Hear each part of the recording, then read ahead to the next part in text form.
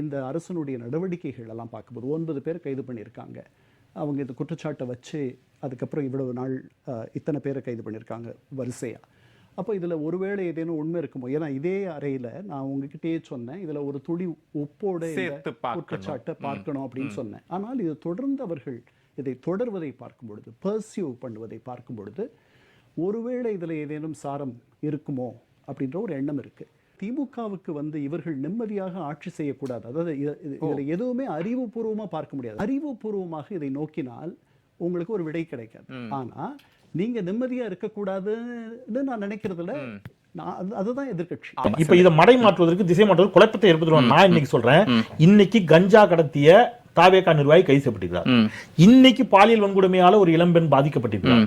நடு ரோட்ல பஸ் ஸ்டாண்ட்ல ஒரு இளம்பெண்ணை வெட்டி படுகொலை செய்ய முயற்சி நடந்திருக்கிறது. திருநெல்வேலியில தந்தை மகன் இருவரும் வெட்டி படுகொலை செய்யப்படுகிறார்கள். டெய்லி நாட்டுல சட்டம் ஒழுங்கு சீரழிஞ்சு சந்தி சிரிக்குது. இங்க இருக்கக்கூடிய முதலீடுகள் எல்லாம் ஆந்திராவுக்கு போயிடுச்சு.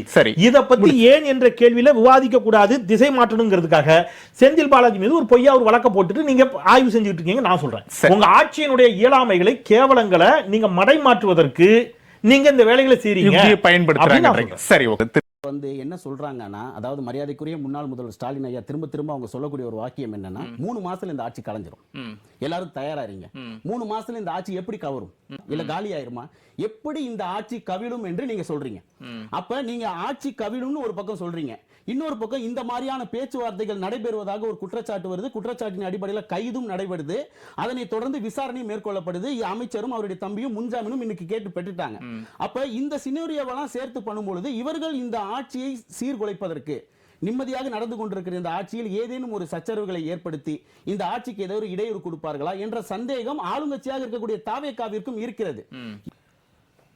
மிகச் சரியாக 2026 ஜூன் மாதம் 4ஆம் தேதி பிரதமர் மோடி இன்னும் ஓராண்டு காலம் கூட பதவியில் நீடிக்க மாட்டார் சொன்னவர் ராகுல் காந்தி. இப்ப ராகுல் காந்தி பாஜக எம்பிக்கள் எல்லாம் குதிரை பேரம் பேசிக் கொண்டிருக்கிறார். அப்படிதானே? அதுதானே அர்த்தம். அப்படிதான் அர்த்தம். இப்ப இவர் சார் சொன்னது சொன்னதன் அடிப்படையில் திமுக ஆட்சி கலைஞரும் ஸ்டாலின் சொன்னாருன்னா அவர் குதிரை பேரம் செய்யறாருன்னா, இப்ப நீங்க ஒரு வருஷத்துல மோடி ஆட்சி கவிழ்ந்துரும் நீங்களே குதிரை பேரம் பண்றீங்கன்னு அர்த்தமா? இதே மாதிரி காங்கிரஸ் அரசு நீடிக்காதுன்னு கர்நாடகத்துல பாஜக டெய்லி ஸ்டேட்மெண்ட் கொடுத்துட்டு இருக்கு. இது ஒரு பொலிட்டிக்கல் ஸ்டேட்மெண்ட். மக்களால் தூக்கி எறியப்படுவீர்கள், இந்த ஆட்சி நீண்ட காலம் நீடிக்காது அப்படின்னு சொல்றது இட்ஸ் எ பொலிட்டிக்கல் ஸ்டேட்மெண்ட்.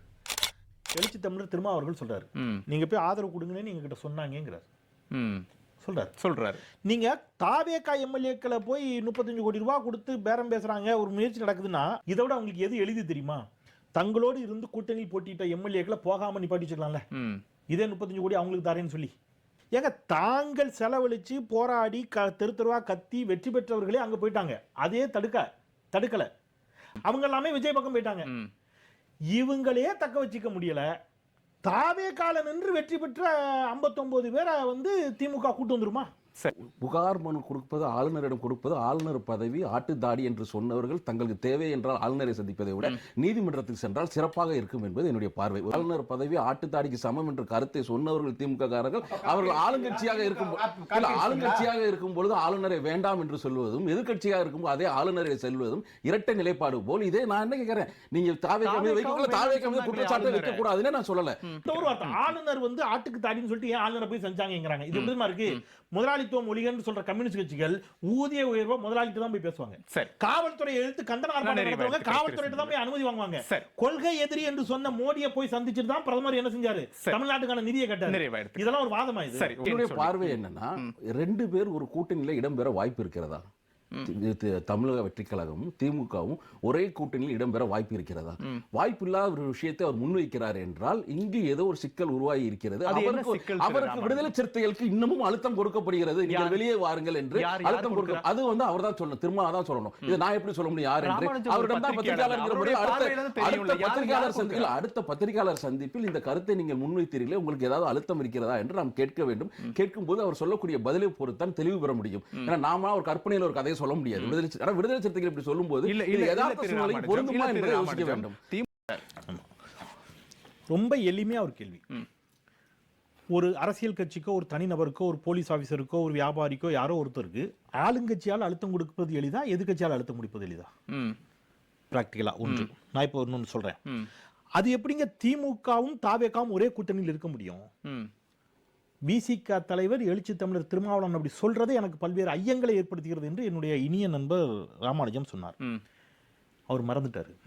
ராகுல் காந்தி கொஞ்ச நாளுக்கு முன்னாடி சொன்னாரு, இந்தியா கூட்டணி முடிஞ்ச உடனே இந்தியா கூட்டணிக்குள் எந்த பிளவும் இல்லை, திமுகவும் பாஜக எதிர்ப்பு என்ற அந்த இடத்தில் இந்தியா கூட்டணியில் தான் திமுகவும் இருக்கிறது நான் நம்புகிறேன்னு பேசினாரு.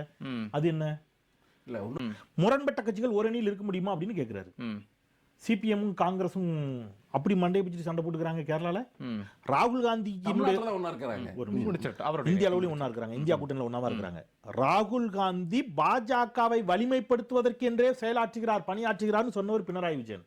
ஆனா இந்தியா கூட்டணியில் சிபிஎம்மும் காங்கிரஸும் ஒன்னாதான் இருக்கு. இது அல்ல வாதம். தமிழ்நாடு முதலமைச்சர் விஜய் அவர்கள் வந்து சிவி சண்முகத்தை பார்த்தார், டீல் சக்சஸ் ஆயிருச்சு. நீங்க அவர் தலைவர் மு.க. ஸ்டாலின் தான் பார்த்தாரு. அப்ப அதையும் டீல் சக்சஸ் நம்ம எடுத்துக்கலாமா? கூடிய அங்கிருந்து 25 எம்எல்ஏக்கள் ஆக்கலைங்க, திமுக எம்எல்ஏக்கள் ஆதரிச்சாங்களா? கூடிய அங்கிருந்து 25 எம்எல்ஏக்கள் ஆதரிக்கல, அங்கிருந்து 25 எம்எல்ஏக்கள் ஆக்கலைங்க, திமுக எம்எல்ஏக்கள் ஆதரிச்சாங்களா?